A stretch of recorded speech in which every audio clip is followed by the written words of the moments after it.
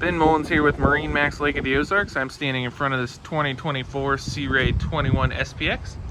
It is the black exterior with the stone interior. It does come with this trailer tandem axle that you see here. It is equipped with the MerCruiser 250 horsepower. So you can see it's got this nice swim platform here. Easy on and off for the kids as they jump on and off the tube or get the water skis ready to go.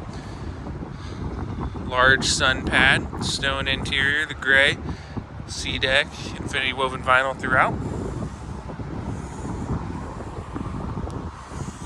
Beautiful stitching. Take a look at the motor. Easy access.